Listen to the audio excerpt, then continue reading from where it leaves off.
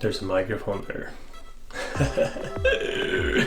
So in the previous video that I recorded for TypeScript, so the continuation of TypeScript Types Deep Dive, my goal was to have a continuation of all the things I've talked about types, but a more advanced thing.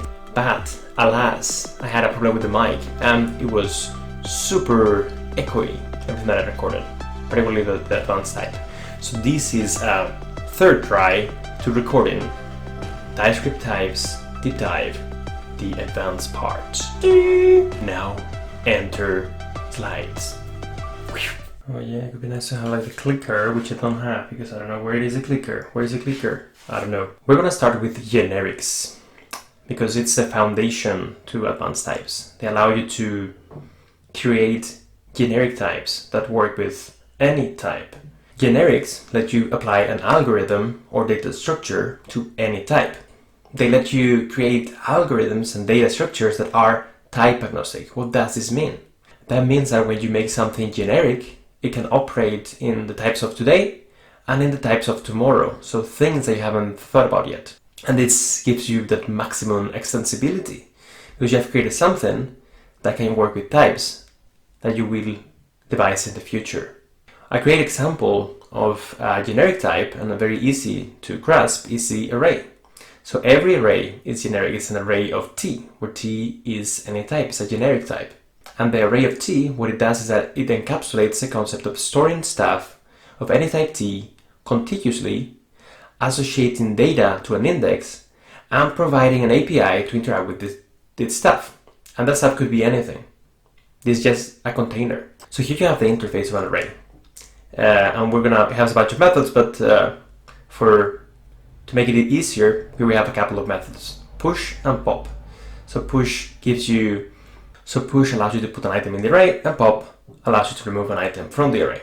And here we have the array of T working on all different types of data. So in the first example, we have an array of numbers. In the second example, we have an array of strings. And in the last example, we have an array of objects. All of this is allowed because array is a generic type. Here we have a function instead. So not only objects can be generic, also functions can be generic. And here we have an example of what it could be, the type annotation of the array.map or array.prototype.map. So a function that lets you transform a collection of items into a collection of other items. And here you have the two types represented by from and to. So we're transforming items from type from to type to. And here we have the examples using this map function to transform arrays. In the first example, we have a 1 and 2 be transformed into 2 and 4. And in the second one, we're using strings instead. And we're appending a 1 to them. Because the array is a generic type, we can do this with any type. So what is the difference between using a generic interface versus using a generic function? So the difference is that either one of these define where the generic types are available. So if you define your generic types at the interface level, at the class level, all methods within the interface will have access to those generic types. Whereas if we create generic types in the function level, in the function signature itself, then those generic types will only be available and will only affect that function and not the containing class, or if it is only a function itself, it will be only available to that function. You can also constrain your generic types. So you are not limited to just having a T that could be anything in the universe. You can say that the T has to be of a specific type. And the way that we do that is with these constraints. So they're called bounded generic types. And in this case, you can see that when we're creating this visitor interface of type T, so it's generic, we can see how we're limiting that T to only be implementations of the element class. So basically we're saying that this visitor has to be of type T, and that T should be any element in HTML that descends from the element subclass. So for instance, we can say, we can create this SVG circle visitor class that implements visitor interface for the type SVG circle element. If we try to use any other type that doesn't descend from an element, like a number, then we will get an error. Something that is pretty useful with bounded generic types is the default generic type. So what happens here is that we can have default for a generic type. So we can say that in this case we have the same visitor of type T, extends element, but now we have this equals HTML element, which means that if you don't provide a generic type, the default would be HTML element, which basically saves you from typing. So here we have another example, and we say, okay, we create this HTML element visitor that implements visitor. We don't provide a generic type, but because we have a default, that is the one that is used, and that is HTML element. And now we get to the juicy part, the advanced types. Oh yeah.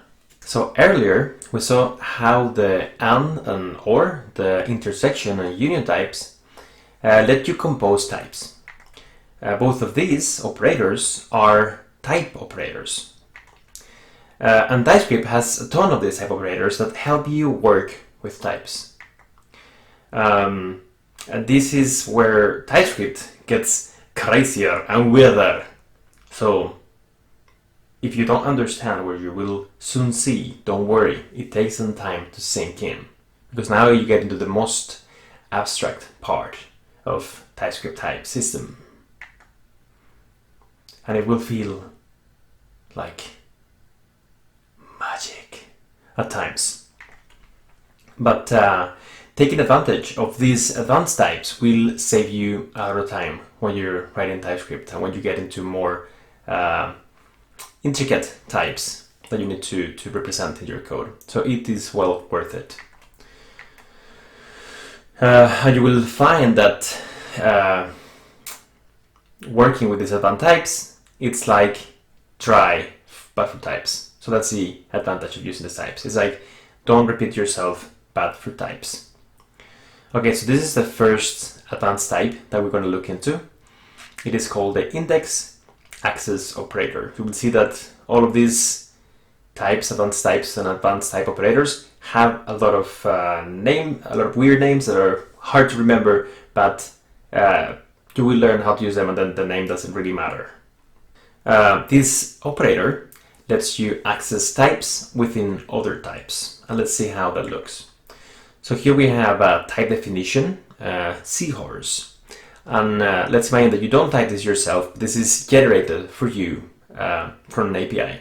So for instance, at Google, we use protocol buffers, and we use code generation tools to create proxies that consume, that let you parse the response from an API, and then it results in something like this. It's a type definition that then you can use when using your types that you can use when consuming APIs from JavaScript.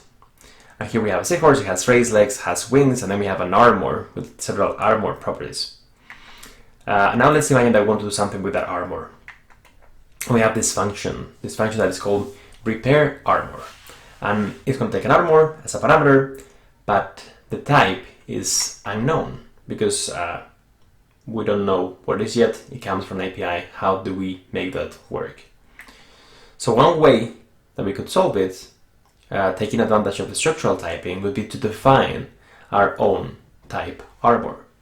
So we create this type alias. It could also be an interface with these properties, and then we can use it. A better approach, something more maintainable, would be to use this index access operator, also known as a keying-in operator, to go ahead and take that type directly from the type provided by the API. So here we're using, much like we could use this syntax to access the property of an object, you can think of a type as being an object, and you can use the same syntax to access the type of a property in the type. So in this case, we're saying that the type armor is the same type as the property as the type of the property armor in the type horse. And now we can use a type alias in the function that we declared earlier, and this is equivalent to this. But it's nicer, right? It's nicer to just create a type alias, I think, because there's less cognitive load when you look at it. But the good thing about this is that now, whenever we update the type horse, when that is being generated or produced by a third-party tool, automatically the armor function, the repair armor function, will just work with that. We don't need to do anything else. If we had created manually our own definition of armor, our own interface, and that updates, then we need to update it manually because we haven't tried our types. There's this type that is being generated, there's this other type that we're maintaining manually, so then we need to keep them in sync. If you use the index access operator, you no longer need to do that. And you will see that this is a common theme with advanced types. Using a type operator to avoid rolling out a type from scratch. So using something that is already there, trying your types, making your type annotations more maintainable. Try. The next advanced type is the Keyof operator. So this is called the index type query operator. Again, before we have the index access, and now we have the index type query. And it's because you're querying for types. But again, it is easier to just learn that the syntax than to learn its name. This type, the index, I already forgot it. The index index type query operator lets you create unions of literal types based on object properties. So it feels like something like introspection for types. So let's say that here we have an interface person that we have already seen previously in the stocks with some properties, name, height, weight, and age. And now we're going to use the Keyof operator on that type and send it to an alias. And the result is that person props is a union of all the properties in that object. So we're sort of using introspection to get all the properties of that object as type literals. So when is this useful? Why would we want to do this? So anytime that you need to constrain an API to work on a given set of properties of an object, this thing comes useful. And that is because it saves you from having to type in all the properties manually for every type and keep them in sync. So this is very similar to what we saw in the index access operator, but now for properties of an object. So instead of having to roll up or roll out your own union literal manually with the properties of an object, you just use this operator and it is handled automatically for you. For instance, here we have a function that allows you to grab any values from any object. And here we're using both generics, so this function works on any type, in conjunction with the index type query operator, Keyof. And this can be seen as a mouthful of types. Let's see how we use it, and then let's decompose it into its parts, so they're easier to parse. So what this function does is the way we call it with an object, we can pluck the value of any property. So we're saying pluck from this object Jamie, his name. And then what happens is that if we try to access a property that doesn't exist in that object, then we get compiler error. And it's very nice. The error message will tell you, okay, this wings property doesn't exist in this other set of properties. So that's why you can't use it. But let's try to break it down into smaller parts so we can understand the different types in this function. So we have a function pluck that works on any type T, that's generics. And you can have more than one generic type in a function. And we have the next generic type. So now we have another generic type K that extends key of T. What that means that K can be any property of T. So we're having a second generic type that is related to the first generic type. And by using the index query, type query operator, we're saying that key can only ever be one of these properties, K of type T. And here we're sending an object of type T and a property of type k. So we're saying whenever we send this object, the generic type gets set, and then k can only ever be a property of type t. The result, the return value of this function, is going to be the type of the property k in t. And here we're using the index access operator. We have the type t, that is generic. We have the property k. If we use the property k to access the type t, we get the property of that, the type of that property. And then finally, this is implementation, we just return the object, the property of the object. Let's see with an example, because it's even easier to see. So we have the same function. Now the type t would be a person. The type k extends Keyof t is one of the properties. It could be any of these properties: name, height, it was weight, and age. Let's say that we call this function with a person, and we're calling it with the property name that belongs to that union of type literals. The return type is going to be the type of the property name in person, which is a string, and then we just have the implementation. So it's very nice, particularly in the beginning, to break this down into small parts so you can understand what the different parts mean.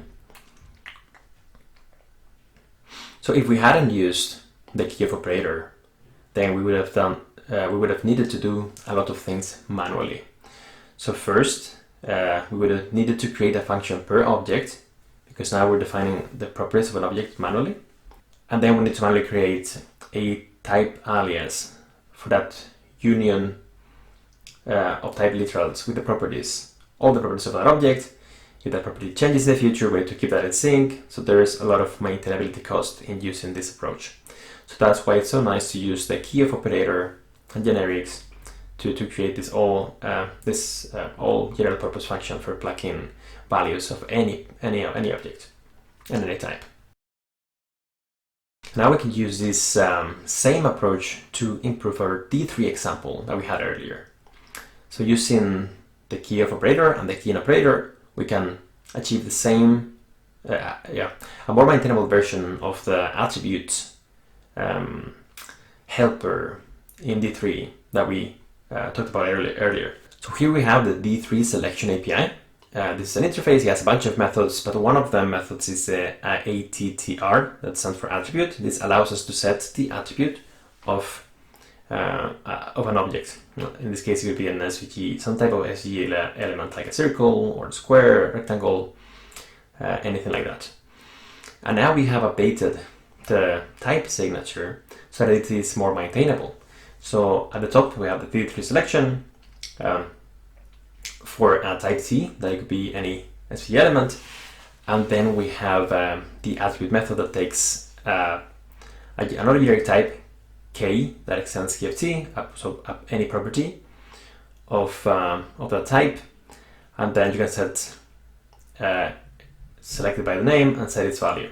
If we break it down to smaller parts, we have the D3 selection, where T is any SVG element, and then K is any property of that type T, so any property of the SVG element that we define, the name of the prop, the value to set that prop to. You can see they're using the index access operator to know which type it is allowed. And then we return this because this is a fruit API. And then we would put actually a specific value here. We can say that the selection could be a selection of SVG circle elements, so we're operating on circle elements. And now, because key extends Keyof t, so key K, the property, can only ever be a property in SVG circle element. For instance, the position of the X position of the center, the Y position of the center of the circle, the R for the radius. We can call it with one property, for instance, the center X, and then give some value, like for instance 10, and then that remains the same. So now, if we try to use this function and we set an attribute that does not exist in the SVG circle element, then we get an error. Not only that, but we also get IntelliSense with all the properties that are available in that union type. And this is very nice because now we get both the compile protection against using wrong properties.